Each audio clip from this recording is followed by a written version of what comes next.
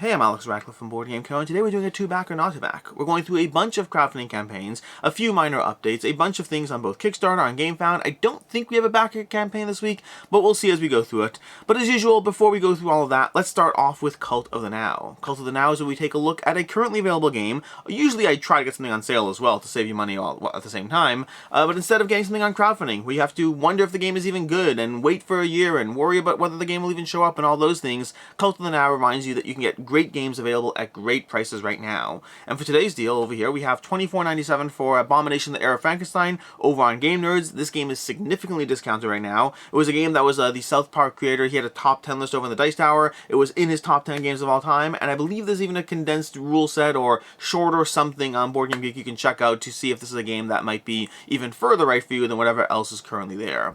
But with that, let's go ahead and start diving into other things. Although, quick reminder that Level Up Events is we're going to be having the Level Up Retreat, hosted by Level Up Events and myself, is going to be in Connecticut in July 14th through 16th in Connecticut. We've updated the site with a few things so you can check out a little more about what to expect, guests, VIP stuff, all those things as you scroll through here. But basically, this is going to be a convention where we play games and have fun and maybe do other things and panels and events and all those stuff. But it's going to be July 14th through 16th, 2023 in Connecticut. You can go ahead and buy badges as well as hotel rooms and all that stuff through here, through this link. I hope to see you there. That will be in July 14th to 16th.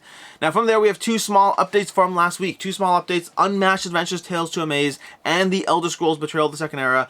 Both these games I kind of addressed briefly but didn't really focus on. Both of these games do have free shipping included. Take that into account as you look through these games. I kind of went through the campaigns and didn't heavily focus on. I think for Elder Scrolls I kind of briefly touched upon it, and for Unmatched I don't think I touched upon it at all. But both of these games do have free shipping included. It is 100% worth pointing that out and calling that out when it's there, and so I wanted to make sure that that's a small update that both of these have that free shipping. So it's going to run you less than an extra like $10-15. It's going to basically just run you the $60 to the US, I should say. Although I think this one Unmatched is to the US, and I think Elder Scrolls has two more, but I don't want to double check on that. I'm pretty sure there's free shipping in general, but check into that yourself. Make sure. But to cross $3 million, that's going to be these two games. I will have a dedicated should you back it on Elder Scrolls, but it'll probably be in the last week of the campaign, last 4 or 5 days, just so we can have all that information condensed available to you at one time.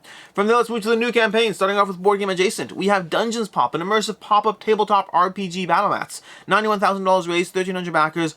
This is something we've seen before from, oh my gosh, from Everything Epic. They have their modular terrain system. I don't remember what it's called, but they have their pop-up terrain system, and we're seeing a very similar idea over here. A little pop-up dungeon you can utilize over here for your D&D adventures and scenarios to just pop stuff up. Doing fairly well. $90,000 raised is nothing small for like a new project or whatnot. Past that, you can look into it as far as the various options for you. $28 to pick any one pop, or you can just grab a bunch of them if you want a whole set of pop-ups. But it's an opportunity to have modular pop-up terrain, and I'm curious to see what the system will do and how far it'll go. I like the convenience that these systems tend to offer, but inherently in the convenience, there's a trade-off in how they look and present on the table. That was true with the other set, that's true with this one as well. They look good, but there is a trade-off compared to full terrain that would be, this is no Dwarven Forge, if that makes sense, although obviously Dwarven Forge is Dwarven Forge at the price point of Dwarven Forge as well. Moving on to board games, starting off with the not funding and the not funding and cancellations. We don't currently have any cancellations, but we do have some not funding. We have Nova Roma, $36,000 raised out of a $42,000 goal, 640 backers, and 17 days to go. This coming to you from Stan Kodonsky. This will fund 100% before the campaign is over. This is doing actually fairly similar to Resurgence for him. Resurgence was another great game for Stan Kodonsky that also kind of struggled through funding. He's, in general, I don't know what it is necessarily, because his games are in general amazing. He has a name for himself, so I'm always curious when his stuff don't fund quite as much. He is doing it under his own company, so he possibly has some of the less of the tools that a larger company might have at their disposal in terms of their marketing outreach or just the number of staff or all those things. But I am still surprised to see this not doing better. But again, it will fund. It'll do fine over here. It's going to run you $59 for a core copy of the game, and then $79 if you want the copy of the game and the 6-card exclusive Neofiend playmat as well. Nova Roma is a worker placement game, sort of. You're going to be placing your workers into the board into this action grid over here. Not really worker placement. It's action selection with a twist, I guess. You're placing your workers down into this little grid over here, and placing your workers down will define the row and column and the strength of the action based on the various things already in the grid. I covered this on my channel. You can check that out. But basically, basically there's going to be like 7 different primary actions you can take in the game, and then 1 wild action that kind of mimics the other action, that you can go ahead and go there, pay an extra price, but you get access to any action that might otherwise be blocked or capped off. Those actions are going to define your economy from the various people you add to boost your tableau, from the various buildings or the ships you go, the routes you go, the fields you're planting, and the fields you're planting or harvesting or placing down, and executing on that at the same time. There's a lot going on in this game, and it all merges together beautifully. Nova Roma, Stan Kanowski, excellent game. As far as the pledges over here, you're basically getting all these things over here. It's $59 for the game, and you're going to have the wooden components upgraded for the Kickstarter copy. Everything's going to be upgraded there to these chunkier meeples and bits and all those stuff in terms of getting a more deluxeified crowdfunding copy. And that is Resurgence. That is Nova Roma. As far as should you back or should you not, will it hold its value? Sorry about that, the sneeze. But as far as should you back it, should you not, will it hold its value? If you look at the Resurgence and how well that's done, it's kind of done okay, but not great. I imagine that will hold true here as well. I mean, Resurgence is one that if you backed it, you're basically getting roughly what you paid, or maybe $10 less. Like, you're kind of losing the shipping you paid. It looks like most people are getting roughly what the pledge price was, but a little bit less. I assume that will be similar over here. So if you back this one, it's not a fit for you. You're probably losing out on the shipping or something like that. Nothing crazy, but definitely a small loss there. It's just, for some reason, his games, as amazing as they are, the games published under Half the Kingdom Games just haven't pulled the same audience in the same way. Nova Roma is excellent, Resurgence is excellent, but yeah, that's going to be those games. Moving on, we have Taiwan Night Market, another one that's not funding so far, and again, another one that will fund as well. This is going to be two from the same people who did Hanamakoji Geisha's Road, and it's a phenomenal game. I can't speak to Taiwan Night Market at all, haven't played it. It does look very similar to the Night Market by, I think it was called the Night Market, by, oh my gosh, I can't remember the name of the company.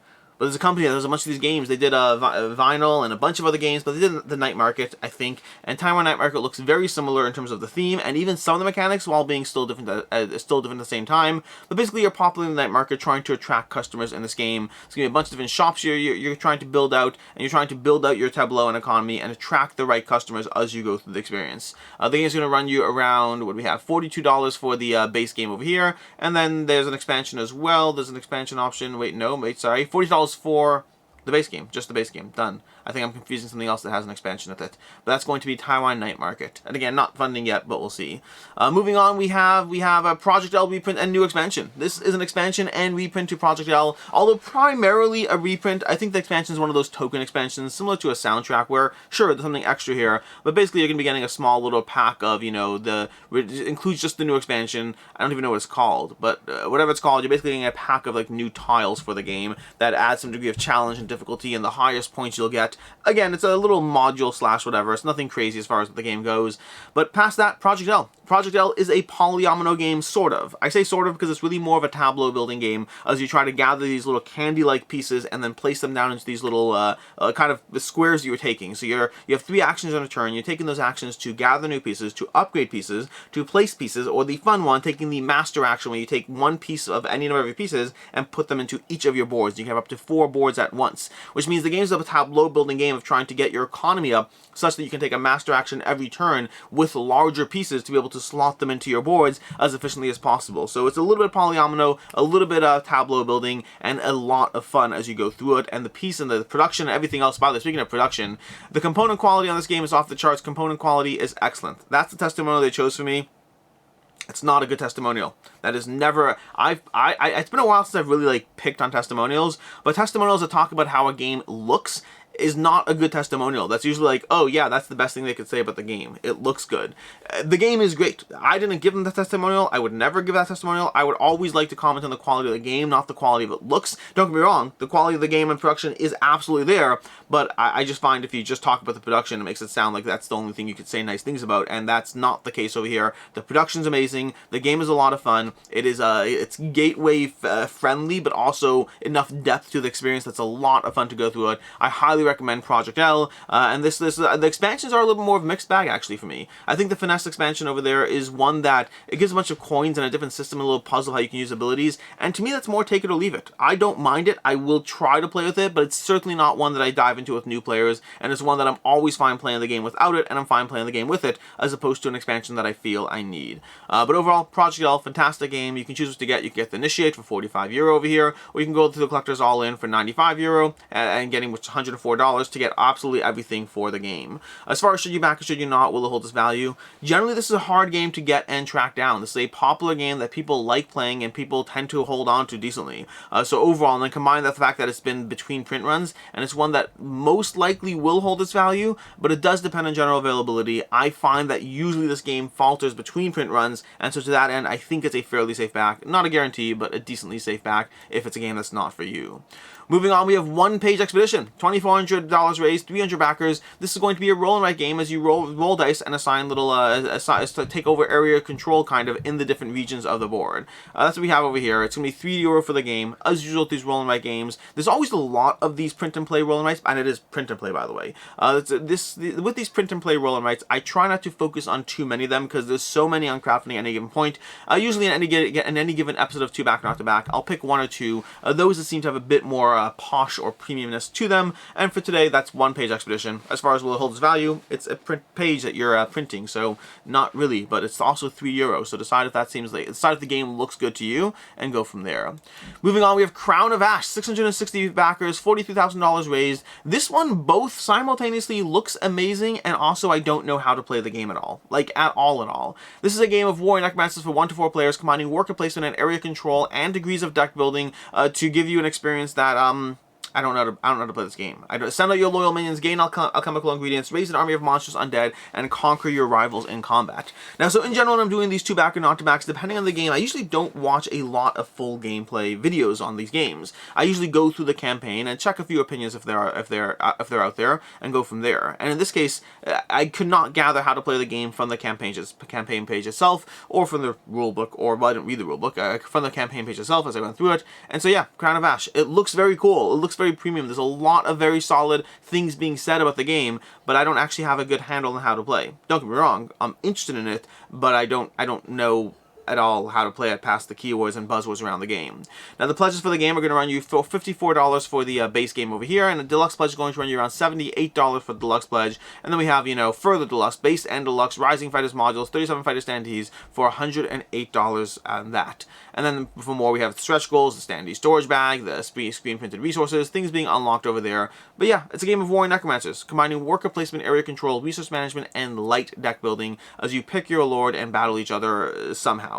Again, not criticizing. The game looks great, but also looks abstract just at the same time, and I just don't have a good feel of how it plays. But gameplay: gather resources, raise fighters, build structures, battle for control.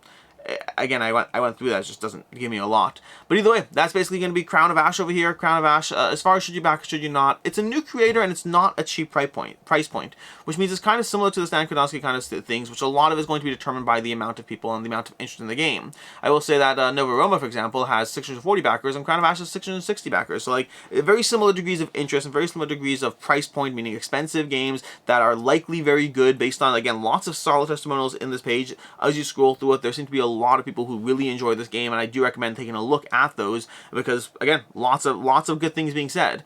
But overall, I think this is likely going to fall in a similar place, possibly worse so than Nova Roma Resurgence, because it is even more expensive there, meaning I am skeptical that it'll hold its value. I think it's likely going to be a game that gets a decent amount of buzz, and then from there we'll see a decent amount, meaning a lot of people who like it from those who get it, but also not a ton of interest as evidenced by the 660 backers as opposed to, thousands or whatnot. So doing well, doing decently, but one I would say I would be skeptical on holding its value.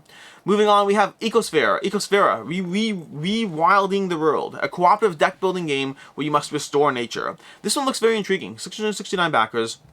A beautiful voiceover by the Hungry Gamer, by the way. I totally didn't realize it was him until I was halfway through the video, and then I kind of started recognizing his dulcet tones. $28,000 raised, 10 days to go. But Ecosfera is a cooperative deck building game. Your goal is to use your core cards over here to kind of gather terrains, use the terrains to gather the animals, and use the animals to slowly place the ecosystem tiles into play. That's kind of general overview of the sequencing and play.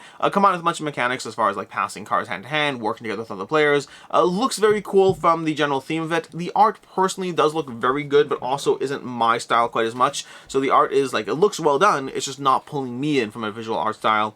The gameplay itself is going to be 10 euro for the print and play, 27 euro for the Kickstarter edition, and this is the monthly expansion, 45 euro for the expansion as well, so around $50 if you want the expansion for the game.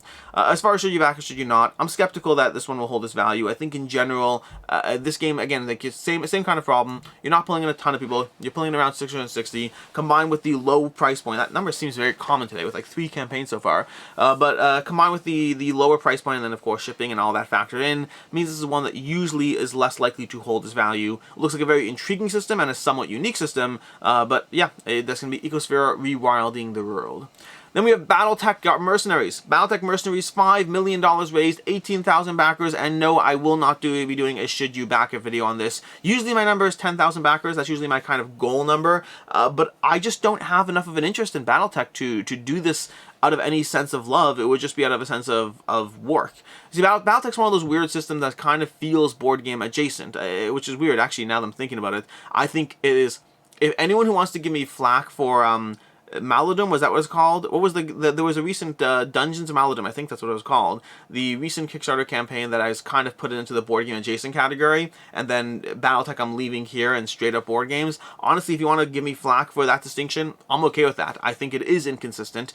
Sometimes I make judgment calls, and sometimes judgment calls are inconsistent. But BattleTech Mercenaries BattleTech is definitely a board game. That's not a question. BattleTech is a board game, but it's one of those board games that kind of exists within its own entity, almost like a Warhammer 40k kind of thing, where you're both an entry in BGG, but also kind of your own system to an extent. That's very true with BattleTech. It has its own like fan base, almost like it has a strong overlap with traditional board gaming, but it has its own kind of hobbyist ecosystem and atmosphere to it. It's all about the miniatures. This is the next resurgence of BattleTech's Titanic resurgence starts now, introducing 50 new designs and all that stuff from Catalyst Games. They had a $2.5 million Kickstarter in, I want to say 2019 if not mistaken, and this one is taking it to the next level with like a ton of pledge levels, a ton of options, an absolute ton of everything to go through that I will not be heavily going through everything here because there's a gigantic page to scroll through. And again, it's BattleTech. It's lots of, you know, mech combat with miniatures and systems and new stuff and old stuff and all these things going on here in a system that, again,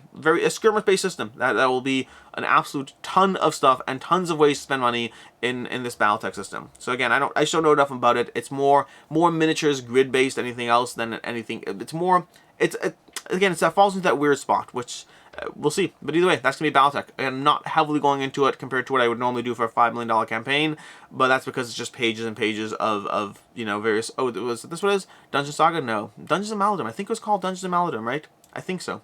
Either way, moving on, we have Mindbug Beyond. $252,000 raised, 3,400 backers so far. This is for 2 expansions for Mindbug. We have Beyond Evolution and Beyond Eternity for the 2 expansions for Mindbug. Mindbug being a system in which you basically have these cards, these strong, powerful cards, you're playing them down, you're attacking each other, but then players have Mindbugs. Mindbugs are going to be cards that you can play twice per game. You can basically take your opponent's play from them. So every time I play something, I'm mindful of the fact, that you might steal that card from me. And so I have to be very tricky about what I do and how I handle that system. But Evolution and Eternity are introducing new cards, new stuff for them, new art with this amazing little Super Hippo, Captain Hippo, adorable. But yeah, very adorable art and a very interesting system that gives you a fast-paced game with a limited amount of cards and cost to it, and a very tricky thing of trying to figure out when and where to play your Mindbug and how to react to the fact that your opponent still has Mindbugs as you play through it. Also, it's available on Tabletopia if you want to give it a shot there as well. But past that, pledges are going to run $39 for the Explorer pledge for the game, giving you the new stuff there, as well as the Discoverer pledge, giving you, I believe, everything as well. I believe this gives you, does it give you the base game? Beyond Eternity Evolution set, Eternity set, 140 new cards. I don't think it gives you the base game. I think over here, the Swarm pledge, I'm not sure if you get the base game. Is there a base game? Or is it Evolution? Maybe I'm even making a mistake here. Maybe Beyond. This is Mindbug Beyond. Was the original game called, we have a Beyond Evolution, Beyond Eternity? I'm not entirely sure as far as new content versus old content. But yeah, going to be around $35 for the primary new stuff, the Explorer pledge over here, those 2 boxes there. As far as should you back or should you not, will it hold its value? Based on Board Game Geek Marketplace, the original Mindbug is definitely one that's not in the category of holding its value. It looks like one that had a lot of people jump in, cheap price point, great art, Richard Garfield is co-designing it, so like lots of good things there that pull you in, but ultimately one that also is easy to let go, as easy as it was to get. And that means that for the most part, people are getting less than what they paid paid for it if you back this game. That will likely hold true for the expansions as well, meaning if you want this, by all means get it and back it and enjoy it, but one that likely you will not get the full amount back if you decide it's a game that's not for you. There we have Hexplore Fall of the Ancients over on GameFound. $326,000 raised, $40,000 goal, 2,500 backers, and 13 days left. Explore Fall of the Ancients is a campaign expansion for Fall of the Agumon or something like that. Or I can't remember exactly what it's called. One of their systems before, but Explored system is called For the Force of Agumon. Explored is a cooperative hero building adventure game, which you basically are going to be crafting your heroes, going on adventures, and they have a ton of content for the game. They have like 4 or 5 sets or whatever it is, but this is a campaign expansion for the Force of Agumon, giving you a much more stuff to explore within that universe, characters to encounter, stuff to find, locations to visit, a whole bunch of stuff. You can watch the video. I think the video does a good job showcasing kind of what you're diving into over here, although you can skip the first minute of the video. That's like just a lot of not bad things, just the first minute's just a lot of slow images being shown to you, versus the rest starts diving into what you're actually doing in the campaign. But this game, Explore, is a system that is very well liked, has a lot of fans, and has a lot of content. And by a lot of content, I mean a lot of content. I mean, the pledges over here start at over here for $39 for the been there, done that returning backer for just getting some new stuff, all the way up to if you just want this game and the campaign expansion, you can get the keeper pledge over here, and then you can go all the way up to spending $490 over here. Although it looks like not actually. It looks like some of these things, I know, interesting, I didn't realize with the larger pledges, some of the stuff was temporarily available, limited quantity because of warehouse availability. It looks like those things are gone already. So it looks like you can only go ahead and back some of the earlier things with getting still some of the stuff. But yeah, that's going to be what we have over here for Explore Valley of the Dead, Valley of the Dead Kings was the original one. This is the Fall of the Ancients, which is a campaign expansion to the Forest of Agumon. Overall, there's a lot of stuff you can watch on this stuff. There's a lot of content out there, lots of reviews as far as any of the systems. I believe this is their second campaign. They had a campaign as part of a stretch goal in the past. I think it was a stretch goal, if I'm not mistaken. They have the Sands of Shurox. They have add-ons over here, the hero chest, the dice bags, dice packs, runestones. Lots of fun things going on, and a ton of ways to spend money on this system. That's going to be Explored, the Fall of the Ancients. Moving on, we have Vedur. 66 backers, $5,500 raised, 15 days to go. Vedur is an action selection deck building game in which you're trying to basically gather these cards that are going to place down. Okay, you have a small little deck which are going to have symbols on them. You're using those symbols to match to the weather, and you're trying to get better cards and weed your deck to better match things to the various weather tiles that will come out to gather those tiles as you go through the game. Fairly quick playing, fairly easy to teach. A few more things going into it. I didn't heavily go into it. There is a preview on the channel, on my channel. You can check that out if you want to go to it, by Devin, but basically a bunch more actions to be mindful of, and there's 2 modes to play as far as the advanced and the basic mode of playing the game. I do recommend the advanced mode. I've played it both ways, and the advanced mode definitely gives you a whole lot more to dive into, to sink your teeth into as you go through the game. That's going to be Vedur over here, and then we have $26 for the early bird and $28 for the basic game over here. That's going to be the main pledge options as far as Vedur goes. As far as should you back or should you not, will it hold its value? With only 66 people currently backing it, that's another one that likely just doesn't have the audience as much. I assume this is one that you would not get your money back on it, because you're going to be spending the $28, plus of course the shipping, and then hoping you can find someone down the road who's willing to pay and reimburse. I imagine you'll lose your shipping at the very least, and possibly more. It just doesn't look like there's a ton of demand for this game. Moving on, we have Ju 87 Stuka Ace from Lock and Load Publishing. Many of Lock and Load's titles I don't heavily, they're more war game stuff and the things I don't dive into as much, but this has 400 backers, $29,000 raised, 14 days to go, and this looks like a solo game as you take control of your Stuka and kind of deal with the various solo challenges, adventures, or things you're going to be going through in the game. Again, this is more just to let you know this is here. It's on GameFound. It's $70 for the Stuka Ace over here. The early mission thing is already gone, so it's going to run you $70 for the game, giving you 1 copy of the base game, and that on all unlocked stretch goals over on here. And we have a bunch of stretch goals slowly being unlocked, various upgraded cards, alternative plane art, things like that as you go through the game. And there's a few add-ons you can get as well for the game as far as Neophane Mats and Spiral Bound Manual, things like that over here for Stuka 87 or whatever it is.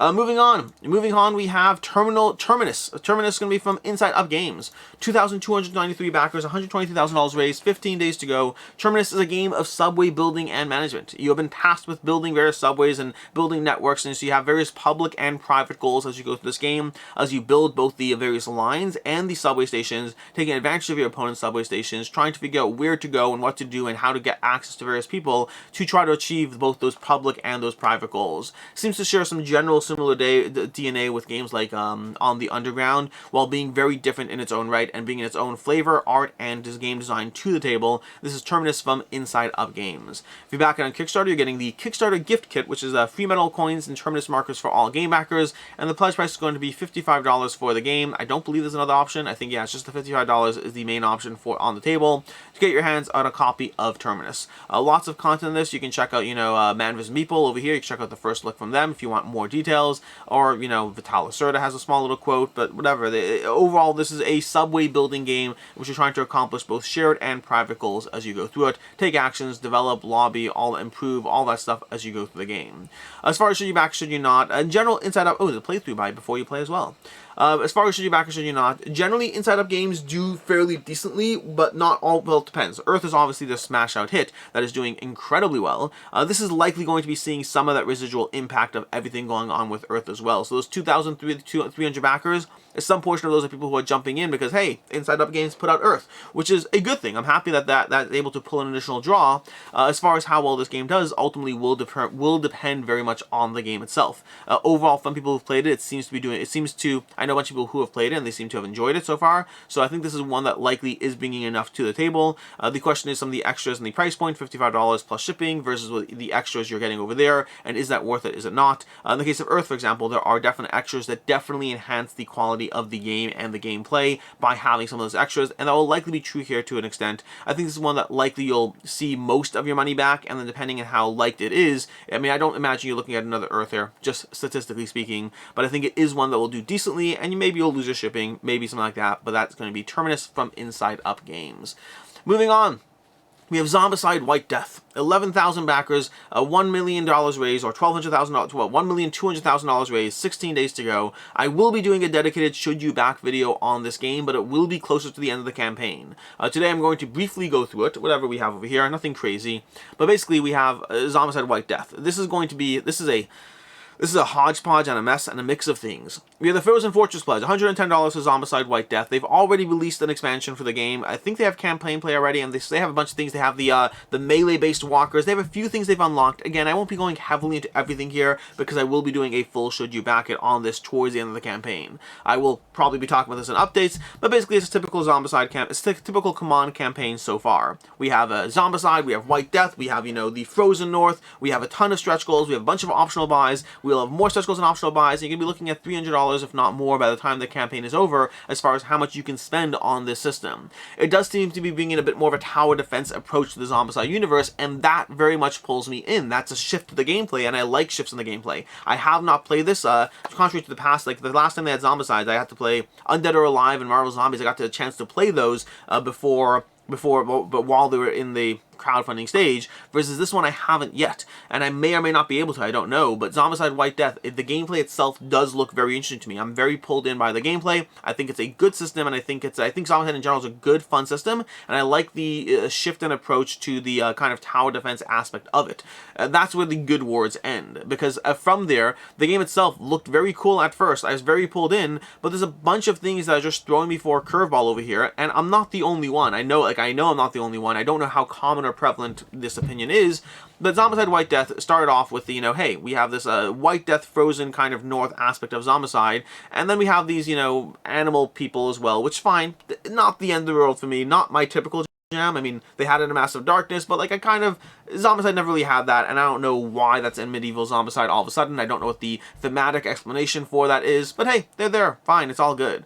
But then from there we have just the thematic aspect seems to be a bunch of half-naked stretch goals in the Frozen North, which is weird to me. Like the whole, it just seems to be a clash of themes. The themes here, like there's a slightly Asian theme to it, which does work for me. I like that a lot. In fact, having gotten rid of Rising Sun, I'd love to have an Asian themed Zombicide in my collection, but the Frozen North and the half-naked models together with that just seems to throw me off a bit as far as, again, it's just, I don't know the deal over here. All I know is the game, I'm probably going to get it because I mean, listen, we know me. But at the end of the day, whether or not it stays is going to come down to the gameplay. It's not going to come down to the miniatures. What I will say is the miniatures, they look amazing, but they do look out of place, which has me a bit thrown off. But that said, I will, of course, be going through it and checking out more. Ooh, we have 2 gameplays. Do we have 2? I didn't realize. No, we have Everything You Need to Know and Unleash the Hordes. And then we have the Dice Tower live play as well. But yeah, I will definitely be checking it out. I will almost certainly be buying it. We have the Eternal Empire expansion over here, giving you a campaign mode and giving you some like cheese statues and a whole different element there. Again, it looks very cool. Just the thematic disconnect with the winter, the frozen north, and all these half-naked models. That's why I'm just throwing off a drop. And then we have the Berserker Walkers, which are basically similar to the Long Dead Walkers in the Undead or Alive. They basically can only be hit with melee and then, of course, explosions, but no ranged weapons either. I do want to see, like, I mean, ideally I want to see more stuff. This is a medieval. I don't know why it's being pitched as a return to medieval Zombicide when it doesn't feel like a return to medieval Zombicide. So it's not that there's any issue with the product, there's an issue with the general, I don't know, packaging of what actually is or isn't being presented here with Zombicide. And again, I'm going to get it, but I imagine they have to hook me. They have to hook me or just won't stay. Past that, they're doing the usual daily unlocks where you have all these unlocks basically of the various survivors and zombicides and things that you can use that are going to have their own special rules to these zombies, which looks fine. I don't know, meaning they have the daily zombies over here, that are the walkers over here. It's walker, survivor, runner, survivor. So the runners and walkers and fatties, or brutes I should say, that are going to have their own special rules. I don't really use those in any of the systems. I find that looking up a rule for a single model is just not worth it to me. I have my survivors, I have the basic zombies, having hey, this one zombie on the board has this one rule, and that one zombie over there has one rule.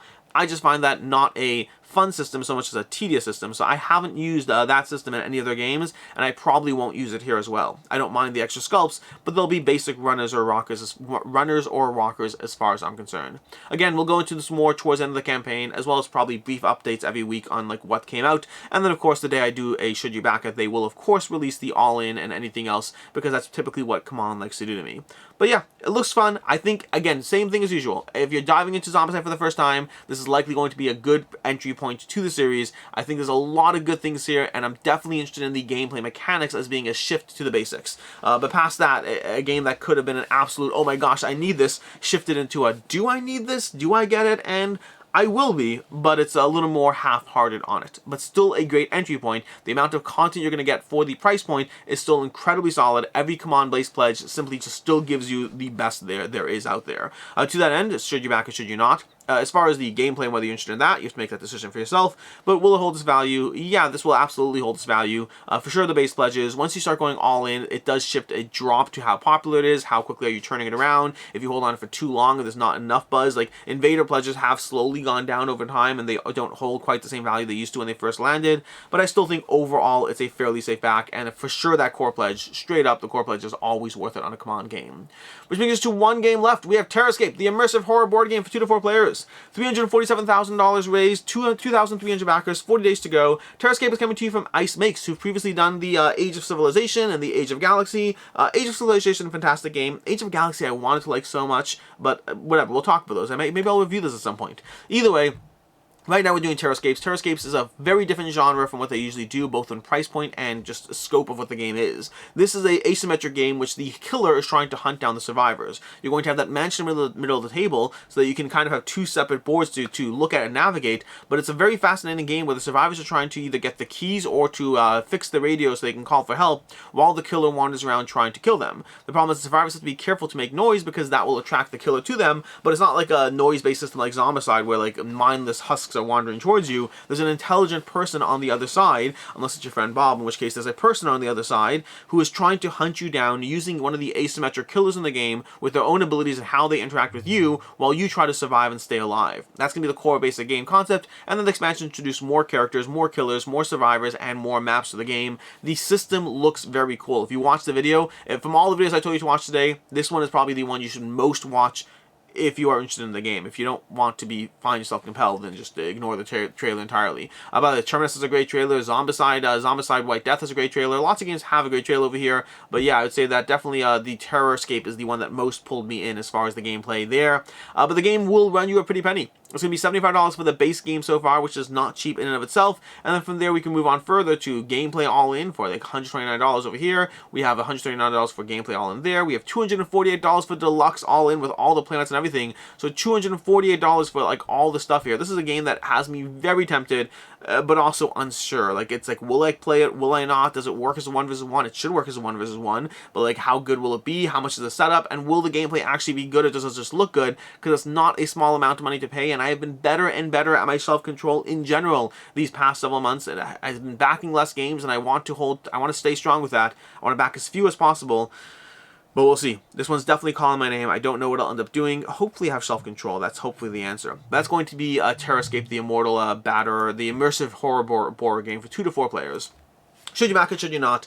Hard to say for sure. I think this is one that, from a company that's made a lot of games that are well-liked and done fairly well, this is a very different beast from the usual games, and it's not a cheap beast either. I imagine this is a game that will hold its value initially for sure. This is a game that already has hype and buzz, and I think initially this is the one that you'll get your money back on just fine. Over time, I'm not quite as confident. That depends, but if this is a game that you get it, you play it, you see if it's for you, in that first month, there's going to be enough hype and buzz around this landing, and just the visual aspect of it. This is a game that has a table presence, and that does help sell games. This doesn't look like just another Euro game. This looks like something different, and that means that more people will be interested in it. So I think it's for sure will hold its value up front, and then down the road will depend a bit more. And that is everything we have over there, which brings us to the picks of the week. Picks of the week, as usual, I pick one that I think is the most likely to hold its value, and one that is my personal interest. And when they overlap, as they kind of do overlap today, I'm going to shift them out anyway. So my pick of the week for the value pick is Zombicide White Death. That should not be a surprise. Come on, base pledges over here are always an amazing value, and this is a Zombicide system. It will do just fine. Yes, we've had Undead or Alive, which is fantastic. Yes, we've had Marvel Zombies, which is amazing, but there's still going to be a demand and appeal for Zombicide White Death, and there will likely be ways to get some of the original content if CMON likes money, and typically they have liked money. So maybe, I mean, unless did they say that there's not going to be original content? I don't know. Actually, I don't know if they've said. I don't know if they commented. If they have, I missed it. But either way, I know they already put out some, like, you know, they've made some changes to the system of way of Abomination, Necromancer decks work, and they already have built into Zombicide White Death. You're going to be getting that as one of the first stretch goals for unlocking the game, content for your original game system. So again, we'll see what happens. But yes, this is the best value pick of the week. Despite my reluctance and hesitation around it, it would still be my personal interest pick of the week. I'm kind of annoyed by the theme and the lack of the cohesion to what's being presented here, but past that, I do want this game, and I am interested in the tower defense elements, but in the spirit and interest of picking something different, I'm going to pick Terrorscape as the one that is my personal interest pick of the week. Terrorscape does look very cool. I don't know if this is a game that's going to last, and it's a game that if I do get it, I'm for sure going to be spending at least $125 in it. I don't know if I need the deluxe with all the playmats, but the $125 option for the gameplay all-in, that's where I'd be getting this one rather than the $75 base pledge. So I have to decide if I really want it or not, but I certainly am interested, and whether or not I get it is going to be a different conversation entirely. And with that, as far as what's coming up next week, we have Thorgal the board game coming up over on GameFound. This one's been kind of teased for a long time. It will finally be showing up, well, you know, next week, or, well, in a day from now, basically. That's going to be Thorgal. And then over here, we have Santorini Deluxe, Co-op and Deluxe Pantheon expansion. This I expect to do $1 million. I expect this is $1 million campaign, but ultimately we'll see. Roxy coming back to your table with Santorini, Redeluxified, with solo and co-op mode. Lots of fun things going on there. That is what we have for coming up next week. And that's basically it. Until next time, I'm Alex Radcliffe from Board Game Co. If you are a Patreon, I will have the Unfair and Unbalanced series. That's where I basically try to tear apart these games and convince you not to back every single one of them over on Patreon. Feel free to check that out. And until next time, I hope you have a good one.